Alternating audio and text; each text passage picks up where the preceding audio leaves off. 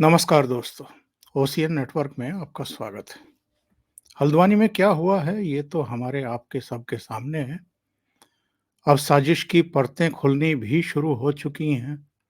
एक नियोजित तरीके से करीब-करीब 100 पुलिस कर्मियों को निशाना बनाया गया है। जिस तरह की पत्थरबाजी की गई है, जिस तरह इस पूरे मामले में तैयारी थी, उसकी अब एक-एक परत जो है वो खुल कर के सामने आ रही है। उसके बाद बरेली में तौकीर रज़ा जो मौलाना है, उसने जिस तरीके से लोगों को भड़काया और ज्ञानवापी के व्यास तहखाने में जब से पूजा वगैरह शुरू हुई है, तब से जगह-जगह ये जो राहुल गांधी कहते हैं ना कि जगह-जगह केरोसिन छिड़का जा चुका है, बस माचिस दिखाने की ज़रूरत है, तो वो केरोसिन जो है सुलगाने की चेष्टा हो रही है। कलकत्ता में कलीमुल्ला जो जमायत-ए-हिंद के सर्वेसर्वा भी हैं और ममता सरकार में मंत्री भी हैं, उनकी तरफ से भी भड़काऊ बयानबाजी हुई है। उन्होंने कहा है कि हमने चूड़ियाँ नहीं पहन रखी हैं और ये पूजा बंद होनी चाहिए। आप जानते हैं कि ये सब कोर्ट के आदेश पर शुरू हुआ है। तो जो लोग अयोध्या मसले पर कोर्ट के फैसले को स्वीकार करने की बात करते थे, वो अब दूसरे मसलों को लेकर के आपा खो रहे हैं। इसके अलावा भी 1-2 ऐसे मुद्दे हैं, जिनसे लग रहा है कि जैसे-जैसे लोकसभा चुनाव करीब आ रहे हैं और भारतीय जनता पार्टी की ओर से 350, 370 और 400 सीटों का दावा किया जा रहा है और जिस तरीके से प्रधानमंत्री नरेंद्र मोदी के नेतृत्व में उनकी सरकार ने एक मैं तो कहूँगा कि अ, वहाँ तक टारगेट तक पहुँचने का जो लक्ष्य तय कर दिया है, रास्ते तय कर दिए हैं, उससे अब एक बौखलाहट दिखाई दे रही है उनके विरोधियों में। उनमें ये लोग भी हैं और जो दिल्ली में इकोसिस्टम बैठा हुआ है, उसकी बौखलाहट भी हमें दिखाई दे रही है। मेरे साथ 2 खास मेहमान जुड़ रहे हैं, दोनों को जोड़ कर के चर्चा को आगे बढ़ाते हैं। प्रयागराज से जुड़ रहे हैं अनुपम मिश्रा जी और दिल्ली से धीरेन्द्र पुंडीर जी। आप दोनों का ही बहुत स्वागत है। नमस्कार। धीरेन्द्र जी, सबसे पहले मैं आपके पास आता हूँ।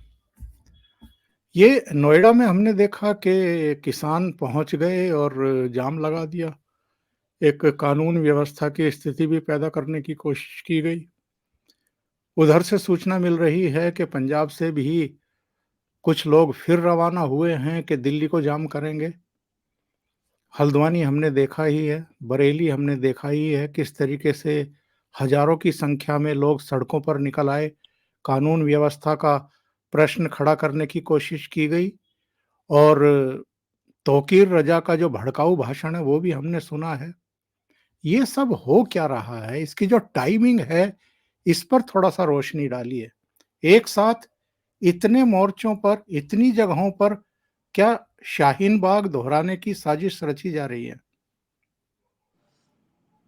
दरअसल इस सब को अगर गौर से देखा जाए तो ये सिर्फ किसी सरकार या उसके खिलाफ नहीं है। बेसिकली ये एक बदलते हुए राष्ट्र के खिलाफ की गई एक पूरी ताकत के साथ साजिश का हिस्सा है। इसमें कोई अभिव्यक्ति, कोई लोकतांत्रिक व्यवस्था या उसके दिए गए अधिकारों के साथ जो एक तरह का झूठ और लूट का हथियार है, उसका इस्तेमाल है। क्योंकि मैं नोएडा से बात शुरू करूंगा। ये लगातार हर बार मुआवजे बढ़ाना, हर बार ये सब करना, उसके नाम पर पूरे दरवाजे बंद कर देना। आप ये समझिए कि कल 4-4 घंटे तक लोग अपने ऑफिस नहीं जा पाए। जब मैं जा रहा था ऑफिस तो मैं ये सोच रहा था कि क्या कुछ 100,000 आदमी, सिर्फ 1,000, 1,500 या 2,000 आदमी अगर आप कमिटेड ले आए, जिनको पैसे दें या जिनके अंदर मोटिव क्लियर हो, तो वो पूरी आसानी से इस देश की राजधानी को पंगु बना सकते हैं। और वो साबित हुआ, क्योंकि कोई सरकार इसकी तैयारी नहीं करती है कि वो किस तरह से इस तरह की स्थिति में जबकि दुनिया में जब ये तय होता है कि आखिर लॉ किस लिए, लॉ है कि आप लॉ अबाइडिंग सिटीजन को सेव करें, उन लोगों को सेव करें, उन लोगों के राइट्स प्रोटेक्ट करें, उन लोगों की अभिव्यक्ति प्रोटेक्ट करें जो नेशन के लिए काम करते हो या जिनको किसी इलीगल एक्टिविटी से कोई लेना देना नहीं। यहाँ इस देश में जिस तरह का सिस्टम क्रिएट हुआ है उसमें कोई सरकार, मतलब मैं नहीं मानता कि कोई बहुत सरकार का ये ज्यादा बहुत होगा कि इनका बहुत ज्यादा योगदान होगा कि ये ठीक करें, क्योंकि आप ये सोचिए वो लगातार वो हर रोज कह रहे हैं और उसके बाद जाम करने में कामयाब हुए। उसके बाद आप सोचिए कि दोबारा पंजाब से पार होते हुए फिर कुछ लोग हैं वो पूरे राष्ट्र को रहन पे रखे हुए हैं, क्योंकि आपको लगता है कि नहीं हमारे किसान और तमाम चीजें, ये सब किसान एक ब्लैकमेलिंग का इतना बड़ा हथियार बना हुआ है। चूंकि मैं भी किसान परिवार से हूँ, इसीलिए कह रहा हूँ पहली पीढ़ी से पढ़ा लिखा हूँगा, मतलब जो जस्ट मेरे फादर पहली बार स्कूल गए, वरना तो हम लोग किसान ही है सदियों से। तो ये जिस तरह से ये पूरा एक selected group, selected caste, selected हिस्सा, वो सब पूरे देश के नाम पर उसको रहन रखते हैं, उसका एक नमूना है। इसके बाद इनकी टाइमिंग इसलिए एक है, चाहे वो आप वहां से निकले, हालांकि उसमें भी चढ़ूनी ने कहा कि मुझे तो पता ही नहीं कौन से है, यानी पिछली बार भी जो आए थे, पिछली बार जिस तरह से इस देश में दिल्ली में बैठे हुए इकोसिस्टम ने, उस इकोसिस्टम ने जिसके इशारे पर मंत्री बनाए जाते थे, जिसकी दलाली का इतना बड़ा रोजगार था कि वो लोग लुटियंस, दिल्ली में उनकी 6 प्रॉपर्टीज थी, जिनको संबंधित अधिकार, वो एडिटर्स कहा जाता है, उन सबके लोगों के सिस्टम्स को उन्होंने जिस तरह से इन सबको कैश किया था, यानी दिल्ली में आए उन किसानों का, मुझे याद है, पता नहीं लोगों ने कैसे निकाला था, लेकिन सिंधु बॉर्डर पे जिस तरह जातीय धमकियां दी जा रही थी, धार्मिक धमकियां दी गई थी, वो किसी भी राष्ट्र में किसी भी किस्म की अभिव्यक्ति का कोई अर्थ नहीं होता, वो कोई अर्थ था ही नहीं। जिस तरह से वहां उस शख्स को काट के मारा गया था, यहाँ निहंगों ने काट के मारा था उस समय दिल्ली के बराबर में, आपको उस केस का मालूम भी नहीं होगा अभी। ये सबसे ताकतवर सरकार है इस वक्त, जिसको ये मालूम नहीं होगा कि उस समय काटे गए उस आदमी का क्या हुआ और उन निहंगों का क्या हुआ, सब लोग उसके थे। लेकिन चूंकि रिलेटेड आपने सवाल इसी सरकार से संबंधित किया, तो इसलिए भी है क्योंकि ये सरकार उस तरफ बढ़ती हुई दिख रही है, उस तरफ जाना चाहती है जो राष्ट्र की बातें करते वक्त दिखे और उनकी ताकत गिनी जाए। लिहाजा इनके खिलाफ अब फिर वो जो तीसरी बार वो जीत रहे हैं, जब पहली बार तो इस सरकार को भी समझ में नहीं आया था। आपको याद होगा शुरुआत हुई थी अवार्ड वापसी गैंग से, और ये तमाम वो गैंग थे जिन्होंने पूरी जिंदगी अभिव्यक्तियों का गला घोटने में, संस्थाओं में वामपंथी एजेंडे को लागू करने में और इस देश के खिलाफ हमेशा से आवाज बुलंद करने की ताकत हासिल करके वो अवार्ड हासिल किए थे। सबसे पहले वहां से शुरू हुई थी। जो हम कहें वही सदाकत है, हमारे मुंह में तुम्हारी जुबान है क्या, इस देश में सबका खून सबका शामिल है, इस मिट्टी में तो किसी के बाप का हिंदुस्तान है क्या, इस तरह की घटिया वाहियात चीजों का जिनके अर्थ गहरे होते हैं। आप ये भी समझिए, खैर बात बहुत ड्रैग कर रही है, मैं सिर्फ वहीं जा रहा हूं कि जिस तरह से चुनाव से पहले, क्योंकि ये सरकार तीसरी बार बहुमत लेकर आने की जो पुरजोर संभावनाएं दिख रही हैं, यहाँ तक कि उन लोगों ने भी मान लिया, तो उनके पास जो सामने जमीन पे टकरा के आम आदमी का विश्वास हासिल करने की ताकत थी, वो तो कमजोर पड़ गई है। तो इसके बाद आपके पास बचता क्या है? आपके पास बचता है कि आप इतना ज्यादा भयक्रांत कर दें, इतना ज्यादा जो आम आदमी है उसको इतना परेशान कर दें, मजबूर कर दें, तो वो जो ये कहने लगे कि ठीक है यार, इस सरकार के चलते ये सब हो रहा है, और वो इस एजेंडे पे यकीन कर ले। तो ये लास्ट दांव है जिसके पीछे दिल्ली में बैठा हुआ बौद्धिक जो वामपंथ है वो पूरी ताकत के साथ लगा, क्योंकि वो जनता की अदालत में अपने मुकदमे पहले ही हार चुका। अब जनता तो उसको किसी तरह का वो भी देना नहीं चाहती मौका, लेकिन वो हारे हुए लोग हैं। उन्होंने एक टाइमिंग याद कीजिए आप, 2014 2019 दोनों का मैं आपको जिक्र कर रहा हूँ, 2022 भी मैं कर रहा हूँ, जब गाजीपुर जो कुछ ही दूर है यहाँ से, उसके उस पर आपने देखा होगा कि खास तौर से यही जो आज से गुण गाना शुरू किया जब से भारत रत्न मिला है और उन्होंने सीट शेयरिंग हो गई, तो आज से वो प्रधानमंत्री नरेंद्र मोदी से बड़ा नेता नहीं होगा अब, लेकिन वही लोग इसी सरकार के खिलाफ यहीं धरने पर बैठे थे, और वो चुनाव से ठीक पहले की थी। तो चुनाव से पहले इस सरकार को डिस्टेबलाइज करना, लोगों के अंदर जो वोट करने जा रहे और खासतौर से जो वोटर स्विंग वोटर है उस पर असर डालने के लिए ये टाइमिंग है। और अभी आप ये अगले 1-2 महीने में इस तरह की और ज्यादा घटनाएं देखेंगे और ज्यादा घटिया हरकतें देखेंगे, हल्द्वानी हो या दूसरे हों। मैं पहली शुरुआती उसमें यही बताना। अनुपम जी, हल्द्वानी हमने देखा है और आज बरेली को सुलगाने की कोशिश की गई। उधर कलकत्ता से एक भड़काऊ बयान ममता बनर्जी के एक मंत्री कलीमुल्ला चौधरी ने दिया। उन्होंने कहा कि साहब, ज्ञानवापी के तहखाने में पूजा पाठ शुरू बंद नहीं हुई तो हमने चूड़ियां नहीं पहन रखी हैं। बरेली में तौकीर रजा, जो कांग्रेस के घोषित, मैं उस शब्द का इस्तेमाल नहीं करना चाहता, लेकिन जैसे कांग्रेस चाहती है वैसे वो नृत्य करते हैं। उन्होंने कहा कि अब बुलडोजर बर्दाश्त नहीं किए जाएंगे, अगर हम पर कोई हमलावर होता है तो जान से मार देंगे। इस तरह की लैंग्वेज का यूज किया जा रहा है। एक क्लिप है मेरे पास, मैं उसका कुछ अंश दर्शकों को सुनाना चाहता हूं, जो कलकत्ता में ममता बनर्जी के मंत्री कलीमुल्ला ने जिस जबान का इस्तेमाल किया है वो जरा हम सुने।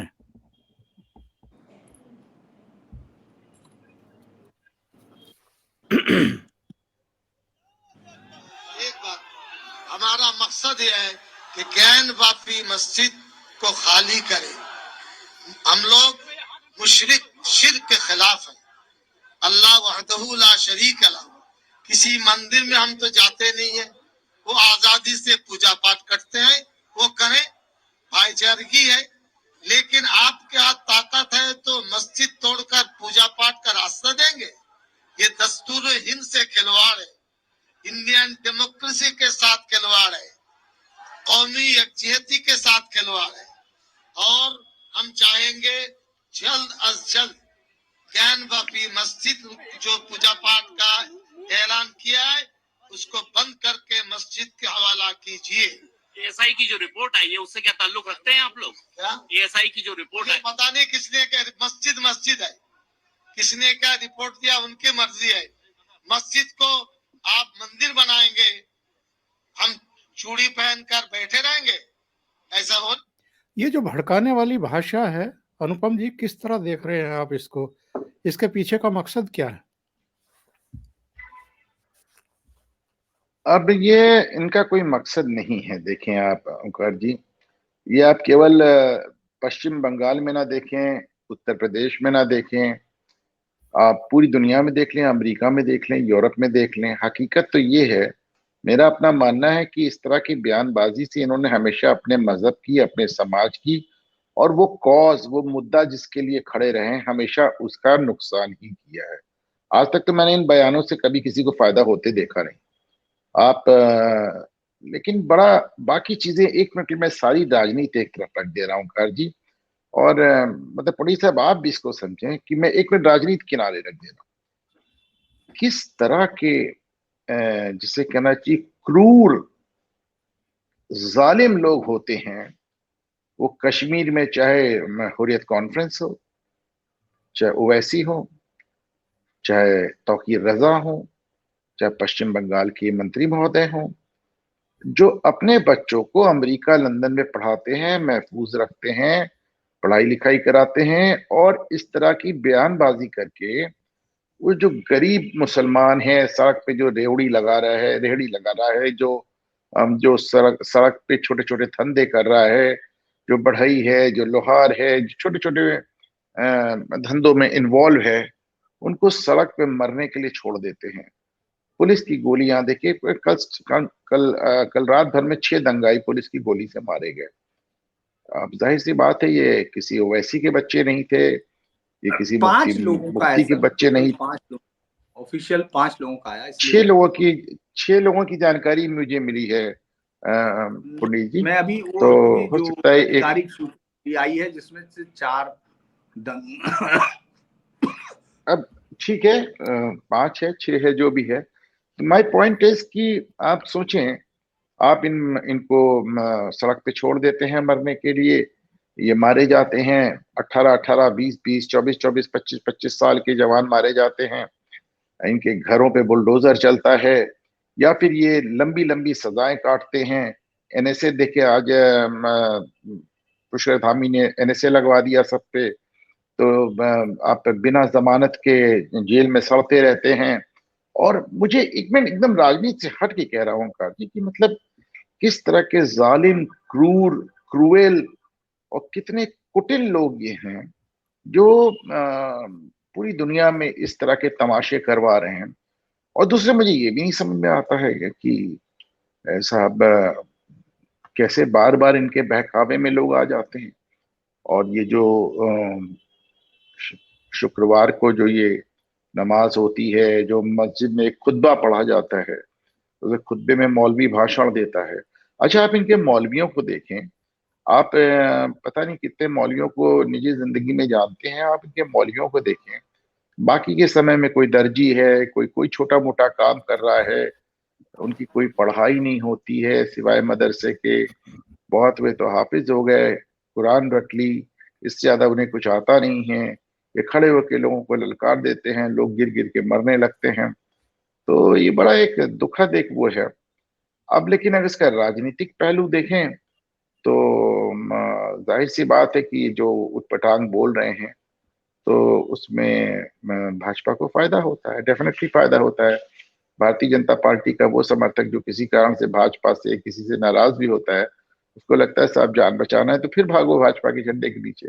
तो एक तरह से ये आप मान के चले कि आप तो भाजपा को फायदा पहुंचाते हैं, इसलिए इनका कोई मकसद नहीं होता है।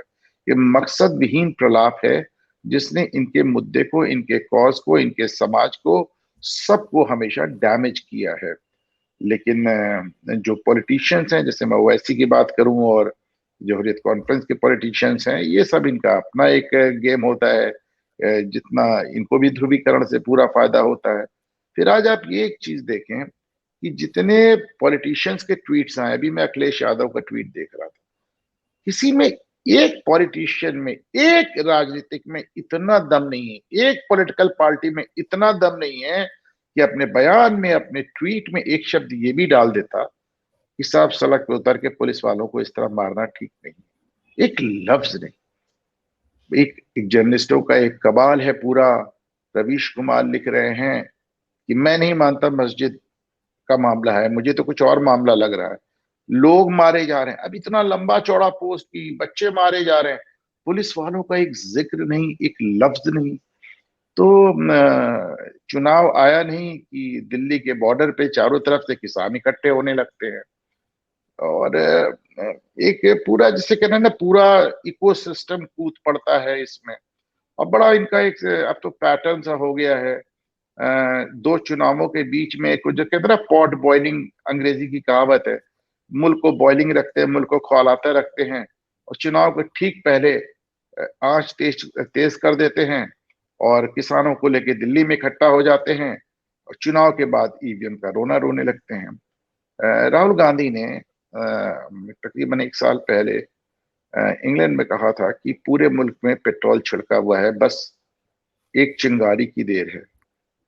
हल्द्वानी के दंगे के केवल 2 दिन या बल्कि 36 घंटे पहले हरीश रावत का मैं बयान देख रहा था जिसमें वो कह रहे थे कि अगर यूनिफॉर्म सिविल कोड लागू होता है तो उत्तराखंड मणिपुर में बदल जाएगा। और उनके कहने के 36 घंटे के अंदर ये हालत हो गई।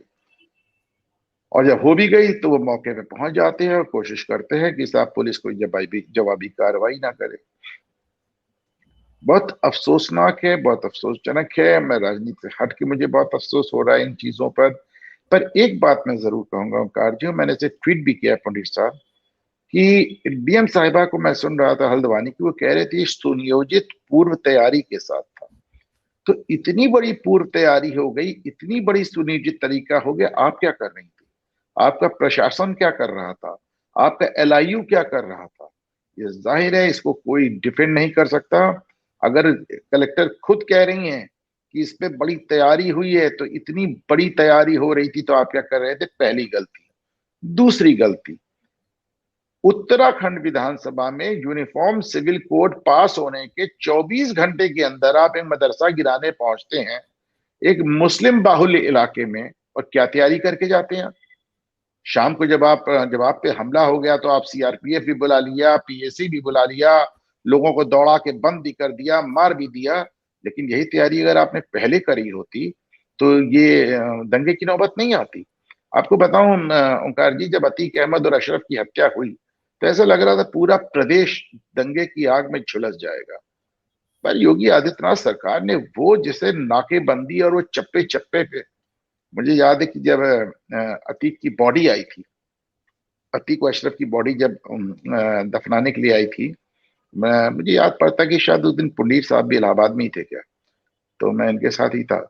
तो ऐसे चप्पे चप्पे पे इतनी फोर्स थी ओंकार जी कि पब्लिक कम और पुलिस ज्यादा नजर आ रही। तो देखिए, शासन इकबाल से चलता है। शासन ऐसा नहीं कि योगी आदित्यनाथ कहीं पे डंडा ले खड़े हो जाते हैं। एक हनक, एक इकबाल होता है। तो वो मेरा मानना है कि जब आपको मालूम था कि 24 घंटे पहले आपने यूनिफॉर्म सिविल कोड पे एक बिल पास किया है, जब आपको मालूम था कि इसको लेके तनाव है, जब आपको मालूम था कि ऐसे इलाके में आप मदरसा गिराने जा रहे हैं, तो मुझे लगता है कि आप बहुत कम तैयारी से गए। तैयारी तो ऐसी होती है। एक छोटा सा एग्जाम्पल फिर वही दोहरा रहा हूँ कार जी, कि लोग कह रहे थे दंगे हो जाएंगे और अतीक अहमद की हत्या के बाद पत्ता नहीं खड़का। ये धीरेन्द्र पुंडीर साहब और मैं अतीक अहमद के बंगले में खड़े होके चाय पी रहे थे। आप पूछिए, उसके गिराए हुए बंगले में जहां कभी उसका बेडरूम हुआ करता था, वहां हम पुंडीर साहब खड़े रहे घंटों, और वहां इसको इंटरव्यू कर रहे हैं, उसको इंटरव्यू कर रहे हैं। और हकीकत ये थी, अगर पुंडीर साहब को याद हो, लोग टीवी कैमरे के सामने बोलने को नहीं तैयार थे। इतना खौफ, इतनी हनक। तो सब तैयारी थी, एक प्रोसेस था। तो मैं मानता हूं कि सरकार के लेवल पे, मुख्यमंत्री के लेवल पे कमी रह गई, आपने इसे प्लान नहीं किया। और जिला प्रशासन के लेवल पे भी बहुत बड़ी चूक हुई कि न सिर्फ आपको पहले से सूचना मिली और ना ही आप उतनी तैयारी से गए। ओंकार जी, बिल्कुल सही बात आप कह रहे हैं। इकोसिस्टम भी परेशान है। लुटियन मीडिया के कुछ बदनाम चेहरे ऐसा लगता है बौखला गए हैं। जब से प्रधानमंत्री नरेंद्र मोदी ने लगातार 2 दिन लोकसभा और राज्यसभा में कांग्रेस को धोया है, और बिना साबुन और बिना पानी के धोया है, और ठीक तरीके से उनको बेनकाब किया है, और दावे किए हैं कि हम अकेले 370 सीट तो भारतीय जनता पार्टी जीत लेगी, और अगर हम एनडीए की बात करें तो 400 से ऊपर आंकड़ा जाएगा। ऐसा लगता है धीरेन्द्र जी कि बौखलाहट बढ़ गई है, और उसके रिएक्शंस जो हैं वो अलग अलग जगहों से हमें अब देखने को मिल रहे हैं। एक यात्रा चल रही है, कहीं नेशनल मीडिया में तो जगह मिल नहीं रही है। सोशल मीडिया में और कांग्रेस के जो सोशल हैंडल हैं उन पर जरूर वो छाए रहते हैं, कंट्रोवर्शियल बयान देते हैं ताकि मीडिया में किसी तरीके से जगह मिल जाए और रिलीवेंसी बनी रहे। और जगह जगह ये तमाशे शुरू हुए हैं। नोएडा में जाम, पंजाब से चल गए, हल्द्वानी में करा दिया, बरेली में तौकीर रजा को पीछे से उंगली लगा दी, कलकत्ता में किसी ने भड़काऊ बयान दे दिया। चुनाव हो या ना हो, जो लोग पुलिस पर, प्रशासन पर अटैक करते हैं, जो लोग इस तरह की हरकतें करते हैं, क्या इनको बेरहमी से नहीं कुचला जाना चाहिए? इनको इनके अंजाम तक नहीं पहुंचाया जाना चाहिए? हल्द्वानी की घटना के बाद 5,000 लोगों के खिलाफ एफआईआर दर्ज कर ली गई है। क्या यही रुख होना चाहिए सरकार का और प्रशासन का? मैं उसको भी अंडरलाइन करके चलता हूं जो सवाल अभी अनुपम मिश्रा जी ने उठाया है कि अगर पूर्व साजिश थी, आपको पता था कि पत्थर इकट्ठा किए जा रहे हैं, प्रशासन के पास संसाधनों की क्या कमी है? ड्रोन से सब पता लग जाता है। उनके एरिया के ऊपर अगर 2 ड्रोन भी आप उड़ा देते तो पता लग जाता कि क्या हो रहा है, क्या तैयारी है। तो ये फेलियर है। लेकिन इस तरह के तत्व जो बदअमनी फैलाते हैं, शासन पर, प्रशासन पर, पुलिस पर अटैक करते हैं, इनके खिलाफ सख्त रुख अपनाया जाना चाहिए। देखिए, एक बड़ी चीज है, भले ही आप उसमें कुछ भी कहिए, गलतियां तो प्रशासनिक वो है, और एक ह्यूमन इंटेलिजेंस आजकल बिल्कुल बंद है, क्योंकि वो बहुत दिन से ही बंद हो गई है। अब कोई इस तरह का, जब से पुलिस कर्मियों के अंदर का करप्शन इतना ज़्यादा बढ़ा और तमाम उनके होब नॉमिंग बहुत है, वो तो अलग चीज़ है, उस पर बैठ किसी और दिन। लेकिन आप ये सोचिए कि हर बार लेयर टेस्ट की जाती है। पहले महिलाएं आगे हुई और उन्होंने शुरू किया, उसके बाद फिर पथराव शुरू हुआ। पथराव शुरू होने के बाद जब वो पथराव से टकरा रहे थे, उसके बाद पेट्रोल पंप आते हैं, पेट्रोल बम आते हैं जो बना के, और उसके बाद वो पूरी भीड़ थाने में घुसती है, थाने पे आग लगाती है। उसके बाद थाने से आग लगाने के बाद फिर वो एक जो ज्वाइंट मतलब एक मिक्स्ड पॉपुलेशन का इलाका है गांधीनगर, उस तरफ बढ़ती है। तो ये कह पाना कि प्रशासन उस वक्त को संभालता, क्योंकि जो ये पूरा इलाका है यहाँ का, हमको इलाके पर गौर करने पड़ेगी कि वो इलाका सीधा यूपी के उस हिस्से से जुड़ा हुआ जो मुस्लिम बाहुल्य इलाका है और जहां से माइग्रेशन बहुत तेजी से ऊपर हुआ है। लिहाजा ये सिर्फ एक मदरसे की बात नहीं थी, वो मदरसा तो पहले से ही सरकार के कब्जे में था, वो मदरसा सील्ड था सरकार का, तो ऐसे कोई नई चीज नहीं थी। इसीलिए सरकार को लगा कि वो जो इस तरह की जिम्मेदारियां उन्होंने की और उन्होंने शुरुआत की, वो एक अलग कहानी है। लेकिन जिस तरह की तैयारी थी, ये उन तमाम बयानों के साथ हम गौर करते हैं, अगर हम उन सारे बयानों को जोड़ लें जिनकी शादाब चौहान या इस तरह के जो लोगों के बयान हैं, जो साफ तौर पर कई मुस्लिम्स नाम से जो हैंडल्स थे, उन सब पर जो कहा गया, अगर हम उसको सबको गौर करके जोड़ के देखते हैं तो फिर एक और ही कहानी दिखती है। उस कहानी का दूसरा सिरा अब सरकार है। अगर सरकार एक्शन नहीं लेती है, सरकार अगर इस पर बहुत स्ट्रॉन्ग वाकई एक्शन नहीं लेती है, एनएसए नहीं, उन पर, चूंकि उन्होंने सिस्टम, ये दंगा कम्युनल दंगा नहीं था, ये उन्होंने सिस्टम को अटैक किया, सिस्टम को खत्म करने की कोशिश की कि बाकी तो छोड़ दो, हिंदू हिंदू क्या करेंगे, उनके सामने उनकी बस्तियों में तो कभी भी हम आग लगा सकते हैं। वो सिस्टम जिसके पास रूल इन्फोर्स करने की ताकत है, वो उसको सबवर्ट करने की कोशिश थी और उसी की ताकत थी, ताकि यहां से ये मैसेज जाए। जो आप ये देख रहे हैं, जो धमकियां हैं, मैं इनको इस तरह नहीं देखता कि वो बेचारे मासूम हैं, क्योंकि जो लोग वहां पहुंचते हैं वो दंगे करने ही पहुंचते हैं। वो कहते कहते रुक गया कि वो शिर्क की जगह है, यानी वो अभी जब मैं सुन रहा था उस मंत्री के बयान को, वो शिर्क वाला वर्ड बोलने के बाद, क्योंकि उन्होंने इतनी नफरत पैबस्त कर दी कि उसने अब आप कहा पंडित साहब, उसने कहा शिर्क है, उसने कहा हम शिर्क बर्दाश्त नहीं करेंगे, हम कहा। जी, मैं यही कह रहा हूं। तो जब हम ये कहते हैं तो हम उनको, जिनको हम ये मानते हैं कि वो बच्चे मासूम है, वो रेडी लगा रहे, वो लगा रहे नहीं, वो जानता है, वो जैसी मस्जिद में चढ़ता है, वो मदरसे में जानता है, तो वो जानता है कि हिंदू नजस है। तो इसलिए इसका कोई इलाज जो आप उस समय नहीं कर सकते जब तक कि पहले आप लॉ एंड ऑर्डर की सुपीरियरिटी नहीं स्टेब्लिश करते उस सिस्टम पे, जो बदमाशों के गैंग में तब्दील हो जाते हैं, जो हजारों की भीड़ सड़कों पे उतर आती है, जो मोब बनती है, वो इसका फायदा उठाती है। उसको कोई ऐसा वो मासूम नहीं है, क्योंकि आप देखिए ना वो हेलमेट लगाएगा उस इलाके में, ना वो कोई लॉ मानेगा। आप देखिएगा वो कहीं भी रेडी होगी, कहीं भी बाजार बंद कर देगा, तो वो इसलिए नहीं कि उसको मालूम नहीं है कानून क्या है, वो ये जानता है कि मेरी ताकत क्या है। और मेरी ताकत क्या है? मेरी ताकत है ब्लैकमेल करने की। इस पूरे सिस्टम को ब्लैकमेलिंग करने की ताकत उन्होंने इसी गुंडागर्दी से हासिल की है। पूरे उत्तराखंड में ये चीज आपको दिखाई देगी, जहां पहले कुछ भी नहीं था वहां आपको ये माइग्रेशन दिखाई देगा, जो यूपी और वहां से है, ये कोई वहां के निवासी नहीं है। तो इसीलिए ये रिट बहुत खतरनाक तरफ जाती है। ये बताती है कि हम रोहिंग्या रखेंगे और तुम कुछ नहीं कह सकते हो, हम यहाँ कोई कानून नहीं मानेंगे, तुम कुछ नहीं कह सकते हो। इसीलिए जब वो सरकार रासुका लगाती है, लगाने की बात करती है, तो उसको लगाया जाना चाहिए। ये स्टेट के खिलाफ है, सीधे तौर पे स्टेट के खिलाफ है, क्योंकि इसके बाद आपके पास कुछ नहीं रह जाता। आप सिविल इन्फोर्समेंट की सबसे बड़ी ताकत को सबवर्ट कर रहे हैं, आप उसको खत्म करने के लिए लगे, और आपने इसीलिए हमले किए, आपने जलाया है। उनमें से एक भी शख्स छूटना नहीं चाहिए, वरना तो ये चेन टूटती है, कि चेन एक भी टूटेगी वो फिर आगे बढ़ेंगे। और ये मुझे तो ये लगता है कि अब उनको, हिंदुस्तानी डेमोक्रेसी को इतना मैच्योर होना पड़ेगा कि वो उस मैसेज को कन्वर्ट करे। सबसे बड़ी जांच एजेंसियों की, मैंने चूंकि इतने लंबे अरसे तक इन्वेस्टिगेटिंग एजेंसीज के साथ ही उन्हीं को कवर किया है, तो मैं ये जानता हूं कि उनके पास भी अभी इस्लामिक टेररिज्म से निपटने की एक्सपर्टाइज नहीं है आपके पास। आप चाहे बहुत बातें, अब जाके उन लोगों ने ये समझना शुरू किया कि आखिर ये आदमी जो कोड में कह रहा था, जो लिख रहा था, वो कहना क्या चाह रहा था।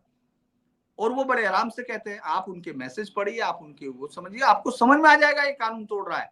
लेकिन वो with in the premises of the जो एम्बिट जो बना है इंडियन कॉन्स्टिट्यूशन का, जिसमें कि लिटररी सेंस पर जाती हैं कोर्ट्स, वो समझ नहीं रही हैं कि ये बहुत बड़ा खतरा है। अगर आप ये सोचिए कि ये भीड़ जो एक्स्ट्रा कुमुक नहीं आई होती ओंकार सर, तो ये भीड़ गांधीनगर इलाके में क्या कर सकती थी, आप सोच के देखिए। उनके पास क्या मिलेगा, वो कोई झगड़ा करने के लिए थोड़े बैठे हैं, उन लोगों को काम करना है, उनको धंधे करने हैं, उनको समझना है, बाकी सबके लिए तो तैयार है ही। तो ये जो ये सिस्टम है उसको क्रश करना, पूरी तरह से क्रश करना सबसे ज्यादा जरूरी है। अगर उत्तराखंड सरकार को यूसीसी जैसे लॉ लाने हैं, उनको एग्जीक्यूट कराना है, और ये सब आपके यहाँ कहा जा रहा है, अमेरिका में नहीं रहते क्या मोमडन, वेस्ट के किसी कंट्री में नहीं रहते क्या मोमडन, वहां क्या सरिया है उनको चीन में नहीं इस रहते क्या, चीन में भी तो रहते हैं। हाँ आप ये तमाम चीजें दरअसल उन्होंने, आपने उनको ताकत दी। हरीश रावत या जिस तरह की लीडरशिप ये है, वहां उस विधायक को सुन रहा था जिसने कहा कि ये जो है प्रशासन की गलती है, तो सबसे पहला वर्ड है तो प्रशासन की गलती है। प्रशासन की गलती है, मान लीजिए कोई दरोगा जा रहा है, वो सही से नहीं जा रहा, वो इधर से उधर जा रहा, उसने ध्यान नहीं दिया, तो उसका मर्डर कर देंगे क्या लोग, उसके ऊपर पेट्रोल पंप फेंकेंगे क्या? ये सीधी सी बात है। मुझे लगता है कि जो 5,000 लोगों को जिनको उन्होंने किया है, एक एक आदमी की पहचान होनी चाहिए, और उसको स्ट्रांगली, और ये कन्विक्शन के लिए बहुत लंबा समय नहीं है कि जैसे आप 83 के दंगे की रिपोर्ट अभी पेश कर रहे हैं, नहीं, ये इतना लंबा समय नहीं है। आपको ये अगले 100 दिन, 500 दिन, 100 दिन, 200 दिन जो भी है, उसको एक टाइम फ्रेम में बांधिए और स्ट्रॉन्ग एक्शन लीजिए। मैं इसलिए कह रहा हूं, आपने बहुत सारा देखा होगा जो 4 मरने पर जो ट्विटर हैंडल है ये मार दिए गए। मैं आपको सिर्फ ये यकीन बता सकता हूं, जो मैंने चूंकि कश्मीर से लेके सबको देखा है, सबको कवर किया है, उनके जो कॉन्फ्लिक्ट जोन को, आप ये सोचिए कि एक दिन में पंचकुला में जो फायरिंग हुई थी, 2 दर्जन 3 दर्जन से ज्यादा लोग मार दिए गए थे। गुरमीत राम रहीम सिंह में सीधी गोलियां मारी गई थी।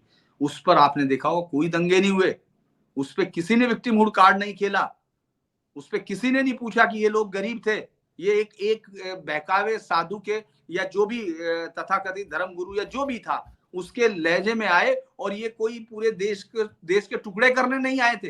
वो एक इमोशनल होता है, उनके किसी उसमें राष्ट्रद्रोह की भावना नहीं थी, वो लॉ एंड ऑर्डर का सिंपल इशू था, लेकिन उसमें सीधी गोलियां मारी गई थी, सीधी गोलियां। और जब कश्मीर में पैलेट चलती है ना, तो यहाँ बैठ के रोते हुए दिल्ली में हजारों लोग आपको दिख जाएंगे, क्योंकि आपने एक सिस्टम को इतना लुंज पुंज कर दिया है, उसको ऐसा खड़ा कर दिया है। ऐसे में मुझे लगता है धामी सरकार अगर ये कह रही है तो उसको इसको अंजाम तक पहुंचाना चाहिए। उसको ये भी देखना चाहिए इनमें से कितने लोग उत्तराखंड के वाकई रहने वाले हैं। जी जी, अनुपम जी, अदालत का आदेश नहीं मानेंगे, कानूनी फैसले जो आ रहे हैं उन पर लोगों को गुमराह करेंगे, एएसआई की रिपोर्ट पर भी सवाल खड़े करेंगे, जजों को ही कटघरे में खड़ा करेंगे, ज्ञानवापी नहीं कई मुद्दों को जोड़ करके जो है लोगों को भड़काएंगे। इस रणनीति पर या जो तरीका अपनाया गया है इस पर क्या कहेंगे?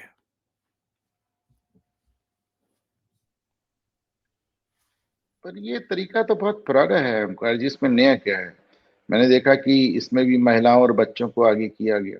मैं हमेशा कहता हूं कि महिलाओं और बच्चों को आगे करने का जो तरीका है वो फिलिस्तीन से उठ के कश्मीर में आया, कश्मीर से उठ के शाहीन बाग में हमने देखा पूरे देश में फैल गया, और हर बार अब तो उनका वही एक तरीका है, वो महिलाओं को आगे कर देते हैं, बच्चों को आगे कर देते हैं। अच्छा, बड़ा स्ट्रेट सिस्टम है। महिलाएं और बच्चे आगे हो जाएंगे, पुरुष पत्थर मारेंगे, पेट्रोल बम मारेंगे, उनकी आड़ में हो जाएंगे। पत्रकार एक सर्टेन एक पत्रकारों का एक कबाल है, एक पूरा एक गुट है जो बताएगा कि साहब बड़ा अत्याचार हो रहा महिलाओं और बच्चों पे। पॉलिटिशियंस जितने हैं उनको सिर्फ पुलिस प्रशासन की गलती नजर आएगी, और उसके बाद फाइनली कोर्ट। हमको भूलना नहीं चाहिए ओंकार जी कि इस घटना का बीज उसी दिन बो दिया गया था। आज 13 महीने पे हो गए सुप्रीम कोर्ट ने रेलवे की जमीन से 4000 रोहिंग्या को हटाने का स्टे नहीं हटाया।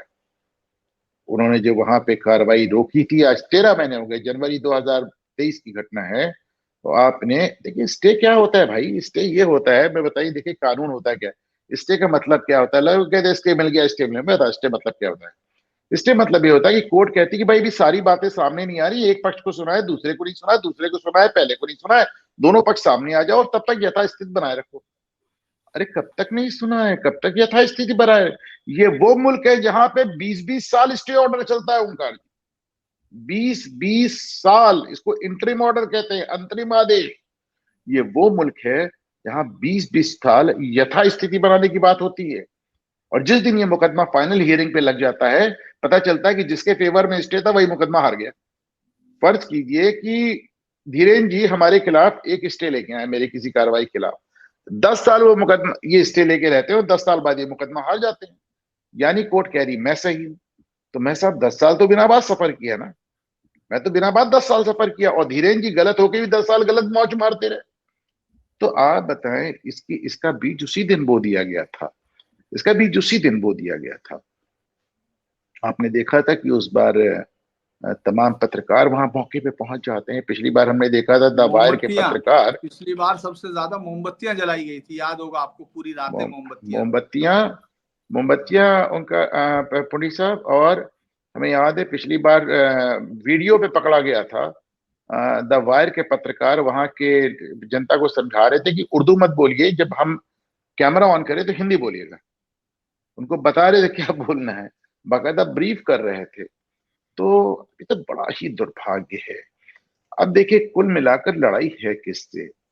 लड़ाई है, एक लड़ाई क्या आप समझ लीजिए कि लड़ाई अब बचाव किससे करना है? लड़ कहाँ आप रहे हैं? लड़ तो आप रहे ही नहीं हैं। आपको बचना किससे है? बचना आपको उस एक बहुत बड़े अल्पसंख्यक से है, जो अपने को अल्पसंख्यक कहते हैं लेकिन हकीकत सबसे बड़े बहुसंख्यक हैं, दूसरे नंबर के बहुसंख्यक हैं। बचना आपको उस मीडिया के एक बहुत बड़े गिरोह से है, जो कि एकदम निर्लज्ज हो चुके। मुझे याद है कि नीरा राडिया केस में कैसे सब पकड़े गए थे और कैसे रो रो के माफी मांग रहे थे। एक पत्रकार को तो मुझे याद है कि उन्होंने कहा था कि मैंने पश्चाताप करने का निश्चय लिया है और मैं अब से 10 साल कोई या 5 साल कोई पत्रकारिता नहीं करूंगा। 6 महीने में उनका पश्चाताप खत्म हो गया था।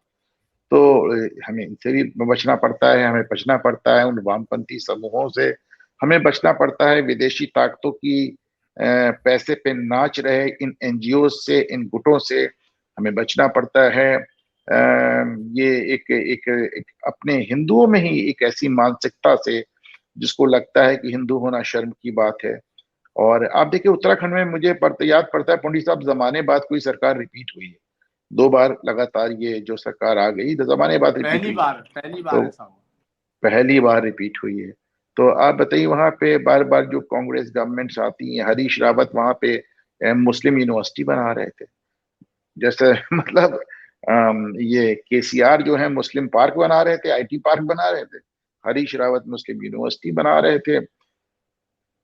कुल मिलाकर मतलब नॉर्मली तो मैं बहुत बोलता हूँ, लेकिन कभी कभी इतना जैसे एक अजीब सी एक निराशा सी घर करने लगती है। समझ नहीं आता कि ये सब आने वाली पुश्तों का, आने वाले बच्चों का कैसे किस तरह निभेगा। एक आंकड़ा मैं बताना चाहता हूँ आप लोगों को, पंडित साहब आपको भी और ओंकार जी आपको भी, और अगर हमारे दर्शक सुन रहे हैं तो इसको नोट कर लें। सन 2000 में उत्तराखंड बना था। उत्तराखंड बनते समय देवभूमि उत्तराखंड में मुस्लिम आबादी 1% थी। 2011 तक, पहले 11 में हुई गणना, फिर 2001 में गणना हुई, फिर 2011 में गणना हुई, तो देखा गया कि 1 से 11 के बीच में 40% बढ़ गई। और आपको सुन के आश्चर्य होगा ओंकार जी कि आज मुस्लिम प्रॉपर्टी आबादी वहां तकरीबन 20% हो रही, यानी 20 सालों में 20 गुना, 1% से बढ़ के 20%, 20 सालों में 20 गुना। मुझे चेक करना पड़ेगा, मैं एकदम ऑफ हैंड दावा नहीं करता, लेकिन मुझे लगता है कि शायद ये दुनिया के किसी भी हिस्से में सबसे तेज रेट है। और अगर इस रेट से बढ़ा तो केवल 10 साल में ये बहुसंख्यक हो जाएंगे, पूरी डेमोग्राफी चेंज हो जाएगी। अच्छा, एक बात और आप देखें, बहुत मुस्लिम ताल्लुकात हैं, मेरे बड़े दोस्त हैं, बड़े क्लोज फ्रेंड्स हैं, सबसे पूछता हूँ कि यार उत्तराखंड तुम्हारे घर से कौन गया? क्या भाई, हमारे यहाँ तो छोड़े, हमारे रिश्तेदारों में, हमारे नाते रिश्तेदारों, दोस्ती में, परिचितों में किसी को मैंने उत्तराखंड जाते नहीं सुना, सेटल होते। तो आप जिससे बात करें वो कहता है साहब हमारे यहाँ से तो कोई जा ही नहीं रहा है, हमारे परिचितों में कोई नहीं जा रहा है। तो सवाल यह है कि कहीं से नहीं जा रहा है, यूपी से नहीं जा रहा, बिहार से नहीं जा रहा, तो उत्तराखंड का ये 20 गुनी आबादी हुई कैसे? जाहिर सी बात है ये रोहिंग्या है, जाहिर सी बात है ये रोहिंग्या है, ये बाहर के आए हुए लोग हैं। और एक पूरा आप सिस्टमैटिक आप वो देख लें, जितने रोहिंग्या बाहर से आ रहे हैं, जम्मू से लेके, हिमाचल से लेके, गोवा से लेके, उत्तराखंड से लेके, या कोस्टल एरिया या हिली एरियाज में इनको बसाया जा रहा है, वहां जा रहे हैं। अब आप देहरादून जाएं, देहरादून का सबसे बड़ा अस्पताल है, आपने देखा होगा पंडित साहब, दून हॉस्पिटल। दून हॉस्पिटल के ठीक सामने बैंक ऑपोजिट सड़क पे कब्जा करके इतनी बड़ी मजार बना रखी है, और उस पे ताबीज लटकने लगे हैं। पता चला हिंदू लड़के लड़कियां भी वहां चक्कर काट रहे हैं, प्रेम प्रेम का भी वहां चक्कर काट रहे हैं। तो कुल मिलाकर अच्छा, आप वहां जाइए, जो इतना उनका हिली टेरेन है, जो जिसे फॉरेस्ट एरिया चाहते हैं, फॉरेस्ट एरिया में मज़ारें बनती हैं। एकदम एक सिंपल तरीका है, चाहे रेल लाइन हो, चाहे रेल लाइन, देखिए लाइन शाह बाबा आपको हर जगह मिल जाएंगे, लखनऊ से लेके इलाहाबाद से लेके कानपुर तक, इनका नाम है लाइन शाह बाबा। ये कैसे लाइन शाह बाबा है जो हर जगह विराजमान है? हाँ, तो आपको हर उससे मिल जाएंगे। और देखिए 20 सालों में क्या हालत हो गई ओंकार जी, कि आदि शंकराचार्य का 8वीं सदी में बनाया हुआ पहला धाम बद्रीनाथ, उसको ये बदरुद्दीन काजी की मजार बता रहे हैं। तमाशा देखिए, शर्म नहीं आती, मतलब तमाशा मचा बना दिया। अच्छा ठीक है, अब देखिए आप हारते कहाँ हैं, आप परेशान कहाँ होते हैं? उन्होंने कह दिया बदरुद्दीन मियाँ की मजार है। आप कह रहे हैं ये क्या तमाशा है? तब तक पीछे से स्वामी, पता चला आप ही के पीछे से स्वामी प्रसाद मौर्य निकला है। बोले मंदिर नहीं है तो बौद्ध मठ है। अब जाइए, उन्होंने बद्रीनाथ को एक अलग से डिक्लेयर कर दिया। तो आप बद्रीनाथ जैसी जगहों पे मस्जिदें कैसे आ गई? आप हमारे आपको पता नहीं, आप कुंभ में तो आएंगे ओंकार जी, आप तो जरूर आइएगा, क्योंकि मैं मान के चलता जी। हूँ पंडित साहब आएंगे। आप हमारे संगम पे खड़े होके देखें, संगम पे खड़े होके आपको नदी के पार इतनी बड़ी मस्जिद ऐसी मिलेगी कि वो गंगा जी में डूबी हुई आदि, मतलब गंगा किनारे ऐसी मस्जिद बना। आप बताएं, गंगा किनारे मस्जिदों का संगम पे क्या काम, बद्रीनाथ में मस्जिदों का क्या काम, आप बताएं। कहाँ 20 गुनी आबादी, 2001 से 2000 से 2022-23 तक 20 गुनी आबादी, जंगलों में मजारें, नदी किनारे मजारें, लैंड जिहाद। अब एक चीज और भी इनको देखे दिक्कत आएगी, अभी लोग यूनिफॉर्म सिविल कोड के बारे में बड़ी चर्चा हो रही है पुडी जी, मैंने इस पे एक प्रोग्राम भी किया है। लोगों को आइडिया ही नहीं कि वहां असली पेंच फंस कहाँ रहा है। असली पेंच वहां फंस रहा है लिव इन अरेंजमेंट पे, जो अभी इस समय उत्तराखंड में लिव इन बहुत ज्यादा हो गया। तो उन्होंने कह दिया लिव इन करेंगे तो उसको रजिस्ट्रेशन कराना पड़ेगा, 21 साल के नीचे लिव इन करेंगे तो माँ बाप को बता देंगे, जो रजिस्ट्रेशन कराएंगे उसका रिकॉर्ड मेंटेन होगा, जो रिकॉर्ड मेंटेन होगा उसको ओंकार जी, धीरेन्द्र जी और अनुपम मिश्रा भी जाके देख सकते हैं। अगर आप संबंधों से अलग जाएंगे तो भी आपको बताना पड़ेगा रजिस्ट्रार को। जब आप रजिस्ट्रेशन कराने जाएंगे तो रजिस्ट्रार आपको मना कर सकता है, उसके पास ढेर सारे कारण हैं। और फाइनली अगर एक लड़का एक लड़की के साथ रहेगा 1 महीने से ज्यादा, तो फिर उसको बाद में उसे मेंटेनेंस भी देना पड़ेगा। तो उन्होंने बेसिकली इस लव जिहाद को ध्वस्त कर दिया। एक बार लव जिहाद ध्वस्त हो गया, लैंड जिहाद का नंबर आया। तो अब जाहिर सी बात है कि जो पूरा एक एक, एक इकोसिस्टम बना था, वो इकोसिस्टम टूट रहा है। एक बात और मैं कहना चाहता हूँ ओंकार जी, हो सकता है तमाम लोग मुझसे नाराज भी हो जाए, वो बहुत ढेर सारे लोग जिनको मोदी सरकार से शिकायतें रहती हैं, ये नहीं किया, ये नहीं किया, सब हमने तो आपको ये समझ के वोट दिया था, हमने तो वो समझ के वोट दिया था। अंतर आ रहा है, बहुत अंतर आ रहा है, धीरे धीरे आ रहा है। देखिए एक आज की तारीख में पूरा इंटरकनेक्टेड दुनिया है। आप ऐसा कुछ नहीं कर सकते कि आपको दुनिया में एकदम आइसोलेशन का शिकार करना पड़े। आप आइसोलेट नहीं हो सकते। आप इजराइल नहीं है जिसके पीछे अमेरिका बिना शर्त खड़ा रहता है। आप इजराइल नहीं है जिसके पीछे नेटो बिना शर्त खड़ा रहता है। आप अगर अकेले पड़ जाएंगे तो फिर आप बहुत परेशान हो जाएंगे, आपका बहुत बुरा हाल हो जाएगा। लेकिन उसके बाद भी आपने देखा है कि सिर्फ वैश्विक स्तर पे नहीं, हर जगह अंतर आ रहा है। एक आखिरी बात मैं इस पे कहूंगा धीरेन्द्र जी, कि मैंने देखा है कि कश्मीर में जब कांग्रेस गवर्नमेंट हुआ करती तो शांति रहती थी। शांति इसलिए रहती थी कि भाई जो वो लोग चाह रहे थे वो कर रहे थे, उनको झगड़ा जब भाजपा सरकार आती है तो फिर वहां पे आतंकवाद पहले बहुत तेज बढ़ता है। इसलिए बढ़ता है क्योंकि फाइनली उनको चैलेंज किया जाता है। इसी तरह ये सब जो दंगे मंगे आप देख रहे हैं इसलिए हो रहे हैं ओंकार जी, इनको चैलेंज किया गया, इसलिए कि यूसीसी पास हुआ, इसलिए कि मजार गिराई गई, इसलिए कि मस्जिद गिराई गई, इसलिए कि मदरसा गिराया गया। जब तक आप इनको चैलेंज ही नहीं कर रहे थे दंगा क्यों करेंगे आप बताइए पुंडीर भाई। आप जब उनको चैलेंज उल्टे आप उन्हें बुला बुला के बसा रहे थे तो वो क्यों दंगा करने लगे भाई। दंगा तो तभी हुआ ना जब आपने उनकी हरकतों पर रोक लगाया ओंकार जी। बिल्कुल सही बात आपने कही आज है। का मैं और इसमें एक बात जोड़ दूं, आज इसमें चूंकि बात इसी में आगे सवाल होगा अलग होगा। आज फिर प्रधानमंत्री नरेंद्र मोदी ने दोहराया है, वो बड़ी शानदार स्पीच है, अभी आपने शायद नहीं सुनी होगी। उन्होंने अभी टाइम्स के प्रोग्राम में कहा है माफ कीजिएगा, उन्होंने कहा है कि मैं जो हूं, मैं जो बोलता हूं ना ऐसे नहीं बोलता हूं। लोगों को अब समझ में आ गया होगा क्योंकि नेता है ऐसे ही बोल देता है। तीसरी सरकार में बहुत बड़े फैसले होंगे, बहुत कड़े फैसले होंगे, ये आज दोहराया है। उन्होंने कहा मैं सबको एक्चुअल बता में देता हूं। मेरा आपसे आखिरी सवाल इसी से रिलेटेड है। हम ओंकार जी एक मिनट, आपके सवाल के पहले एक चीज मैं जोड़ दूं। अभी बड़ी जी अच्छी जी बात कही पुंडीर जी ने कि जो बोलते हैं ऐसे नहीं बोलते। मेरा तो दूसरा कहना है, नरेंद्र मोदी का कॉमा फुल स्टॉप और गैप और पॉज के भी मायने हैं। जब वो कहते हैं राम मंदिर पे कि नया कालखंड शुरू हो रहा है तो फिर मैं उसको बहुत सीरियसली लेता हूँ धीरेन्द्र जी। बिल्कुल बिल्कुल। देखिए जो ये हरकतें जो हल्द्वानी की या कलकत्ता की या बरेली की, ये क्यों होती हैं?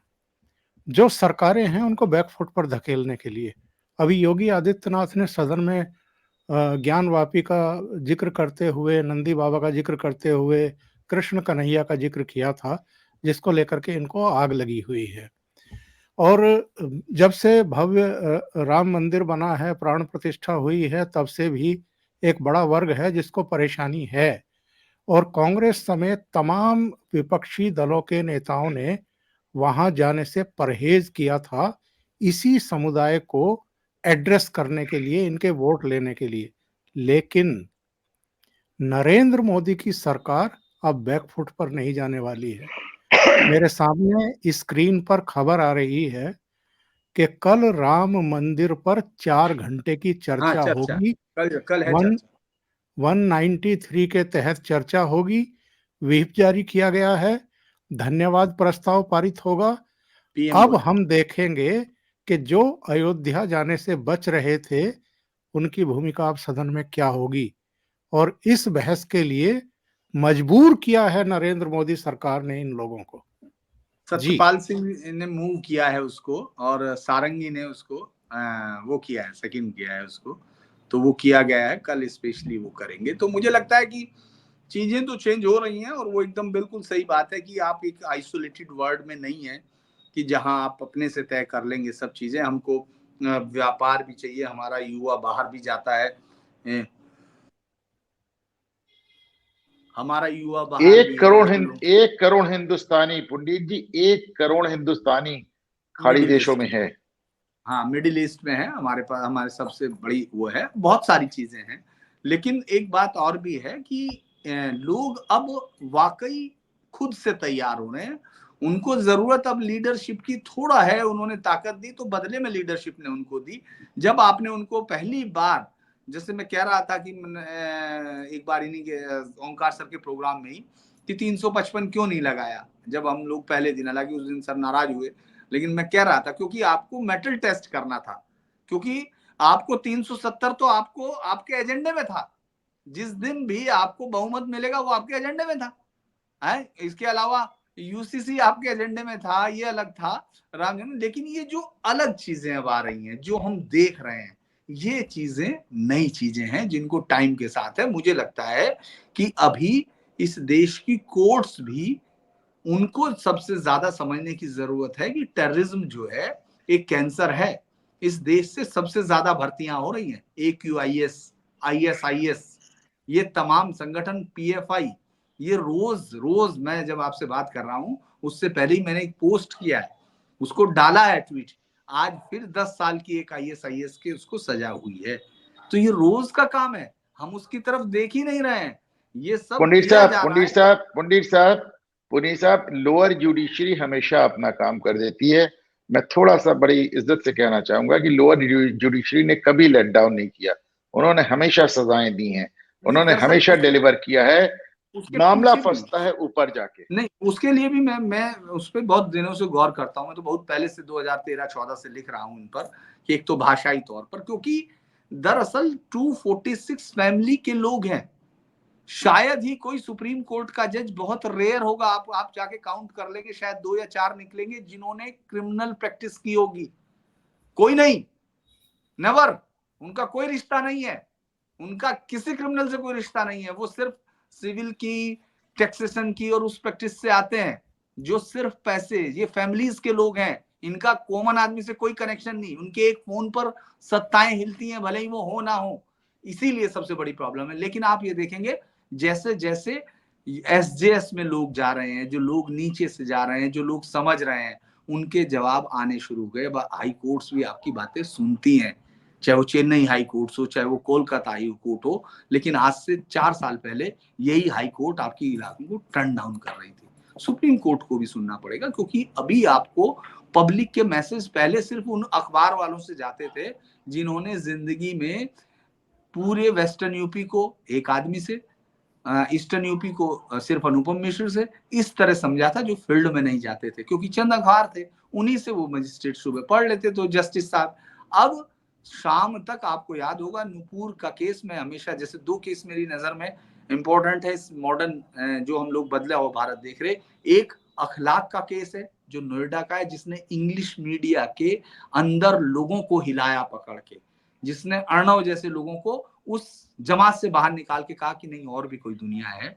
और दूसरा नुपुर शर्मा वाला केस है, जिसमें सुप्रीम कोर्ट को अगले दिन नेक्स्ट डे बैकफुट पे आना पड़ा अगली तारीख पे, क्योंकि वो सोच रहा था कि मजाक है, वो जो भी कह देगा सुन लेंगे। लोगों ने सुना नहीं, लोगों ने सोशल मीडिया पे शाम तक नरक कर दिया कि आपको मालूम ही नहीं देश क्या सोच रहा है। तो मुझे लगता है कि ये सरकार आगे जो फैसले लेगी उसके पीछे सरकार की भूमिका तो है ही, लेकिन लोगों की ज्यादा है। अगर लोग किस कीमत, कितनी ताकत इस सरकार को देते हैं, उतनी ताकत ये रिटर्न करके आम जनता को देगी। क्योंकि कांग्रेस की एक एक चीजें, आज जब मैं सुन रहा था, निर्मला सीतारमण आज हिंदी में बोली, आप जानते हैं आज हिंदी में बोली, और कई बार पूछ पूछ के बोल रही थी पीछे की हाँ इसको क्या कहते हैं, लेकिन एक एक चीज जो व्हाइट पेपर लाने का मतलब था, ऑन डाटा आपको एक्सपोज कर देना, एक एक चीज एक्सपोज करके दी। ये लीजिए एंटनी का बयान सुनाया, वो उसमें उन्होंने कहा कि उसका बेटा आपके पास है, उन्होंने कहा बेटा हो, कोई हो, बाबा हो, कोई हो, किसी में हो, लेकिन बयान ये एक डिफेंस मिनिस्टर का है। तो मुझे लगता है कि हम ये जो जितने लोग उनको ताकत देंगे, बदले में ये सरकार उनको ताकत देगी। सूचना आ रही है कि प्रधानमंत्री कल फिर संसद को संबोधित करेंगे। जो लोग वही मैंने आपको बताया ना कि आखिरी भाषण है कल उनका। जो लोग ये सोच एक रहे रात थे ये एक रात पहले इस तरह का अनाउंसमेंट करके मोदी जी इन लोग की बस नींद खराब करते हैं और कुछ नहीं। नहीं, आज दोपहर में ही आ गया था जब हो रहा था कि स्पेशली एक करेंगे, सेशन होगा और PM, क्योंकि इस संसद का कल आखिरी दिन है ना, इस वाली संसद का। देखिए ओंकार जी, अभी पुनीर साहब जो कह रहे थे कि लोग करेंगे, लोग कर रहे हैं, सोशल मीडिया पे अंतर आया, लेकिन उसके लिए एक माहौल मोदी हाँ, सरकार को देना पड़ा। जिस तरह ओंकार चौधरी साहब जब एक प्लेटफॉर्म देते हैं तो पुनीर साहब और अनुपम मिश्रा बोलते हैं, उसी तरह नरेंद्र मोदी सरकार ने वो माहौल दिया। वरना ममता जैसे लोग तो कार्टून बनाने पे गिरफ्तारी करा लेते हैं। आपने देखा है पुनीर साहब, बिल्कुल आपने देखा है कि किस तरह अरविंद केजरीवाल ने मेरठ से, अच्छा इस पे भी मैं आपको आज आपके प्रोग्राम पे एक प्रोफेसी करके जा रहा हूं ओंकार जी। वैसे तो मैंने इसको ट्वीट भी कर दिया है 2 बार, पर मेरा कहना है कि मेरठ से कौशिक की गिरफ्तारी कराकर केजरीवाल ने बाबा से पंगा लिया है। केजरीवाल ने योगी आदित्यनाथ से पंगा लिया है। योगी का कोई बयान नहीं आया, योगी का कोई रिएक्शन नहीं आया। पर योगी इसको हल्के में बिल्कुल नहीं लेंगे। बिल्कुल सही बात है। और जिस कालखंड के शुरू होने की बात आप कर रहे थे, मुझे लगता है कि जो डेमोग्राफिक चेंज का आपने महत्वपूर्ण चैप्टर मेरे प्रोग्राम में जोड़ा है उत्तराखंड में, हमें लगता है कि सीएए तो लागू होने की तैयारियां हो ही रही हैं, यूसीसी की शुरुआत उत्तराखंड से हो चुकी है। ऐसा मेरा मानना है कि तीसरे कार्यकाल में एनआरसी का काम भी पूरा होगा। बहुत बहुत धन्यवाद आप दोनों का, आप दोनों जुड़े और बहुत ही महत्वपूर्ण मुद्दे पर चर्चा की। Thank you so much. नमस्कार। नमस्कार।